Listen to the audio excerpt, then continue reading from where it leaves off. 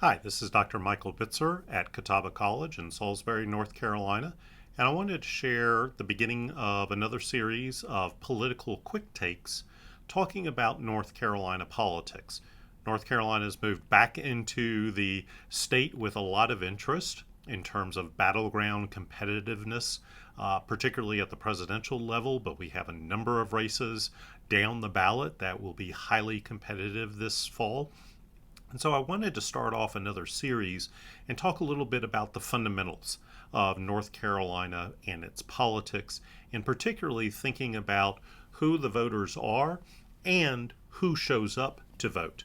So this will be a comparison from 2020's presidential election of the voter registration pool, currently at about 7.5 million registered voters, versus the electorate, where we had about 5.5 million registered voters show up for a turnout rate of about 75%.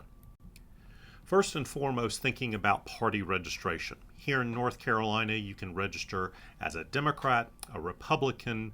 We have Libertarian, a variety of other third parties, but also unaffiliated voters, voters that choose not to register with any particular political party. And back in 2020, the voter pool was made up slightly more Democrats, but unaffiliateds have been increasing over time, surpassed Republicans. Now, with the current data, registered unaffiliated voters are the largest block. They surpass registered Democrats as well. So in this state, the biggest pool of registered voters are actually nonpartisans. They did not register with any political party.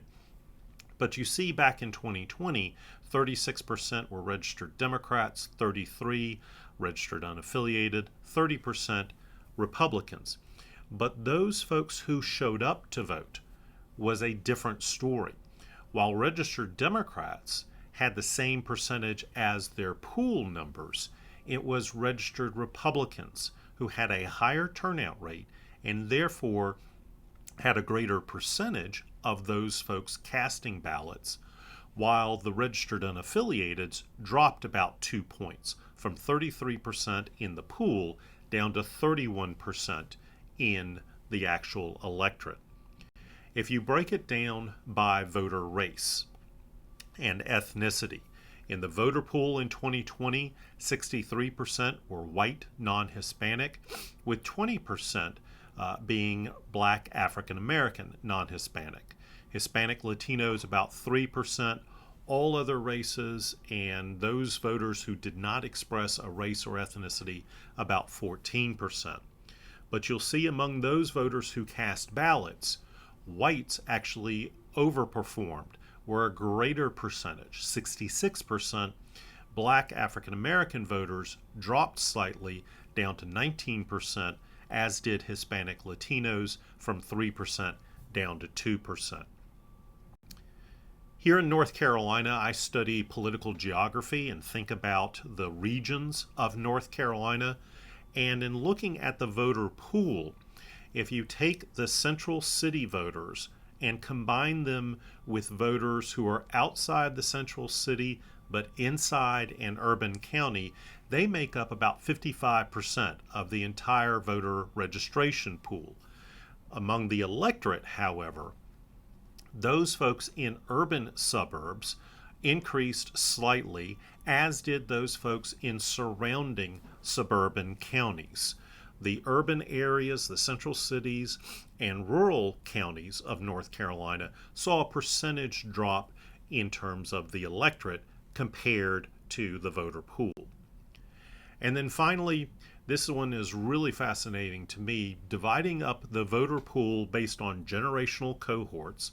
So the youngest voters, millennials and Gen Z, you'll note if you combine those two from 2020, they were about 37% of the voter pool in that particular election. Gen X, about a quarter, boomers, about 30%. But those who showed up to vote were older voters. And that shows a significant skew to the older voters. If you look at the boomer generation, They're at 30% in terms of their voter pool numbers, but they increased to 34% among the electorate. Lower turnout of millennials, lower turnout of Gen Z voters in North Carolina in 2020 skewed the electorate much more older in that regard. I'll be presenting some more data and quick takes about North Carolina politics as we work our way through the general campaign. Thanks very much for watching.